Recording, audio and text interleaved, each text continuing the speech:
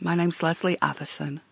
I'm now going to offer just a little bit of support for writers everywhere. This is a write-up about meeting Michelle at a cafe. For years I'd been writing on and off. For years I'd been thinking about trying to make it as a full-time writer and publisher, just as my ex-husband had done. And for years I'd been desperate to reveal this desire to the world at large. I had been browsing and purchasing in Horwich's second-hand bookshop when I noticed a poster on their notice board. It invited those who were interested in reading, and especially in writing, to email for more details about a weekly writing group. So I emailed and worried whether I'd done the right thing, until the moment I heard back. OK, I'd been published before in magazines and in my ex-husband's publications, but I'd never done the thing of saying out loud and proud, I am a writer and I'm going to share my work with you, please be kind.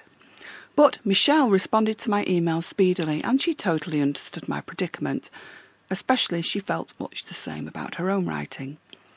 A piece of written work is not like a pile of washing up successfully completed. It's more like a child that you are acutely proud of, but always conscious of. You don't want their behaviour to upset anyone and you need to take responsibility for their actions, and you'll defend them until they are proven to be indefensible. My stories aren't just words on paper, just as my children aren't just flesh and bone. There is soul extracted into the words. Tiny parts of each writer seep onto every page, encapsulated in the cadences of each sentence.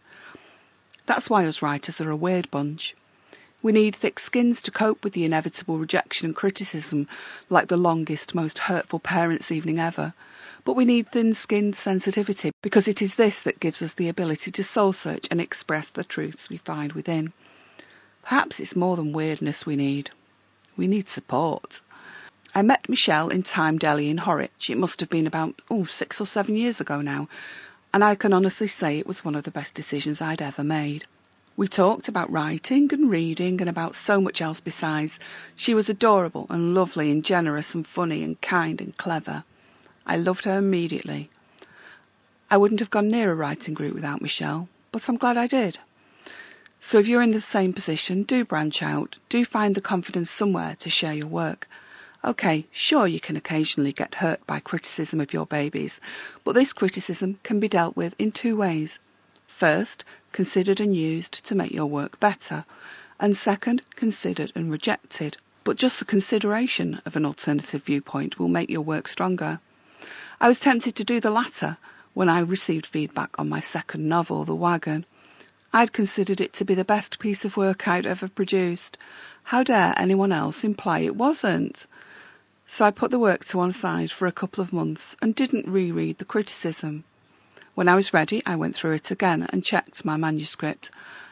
Yes, every word they'd written was true. And by then implementing the critics' suggestions, my work improved massively. Michelle gave me the confidence I needed to share my work, to appreciate both positive and negative criticism, and to learn that my own authorial voice deserved to be heard. Thanks, Petal. You're awesome.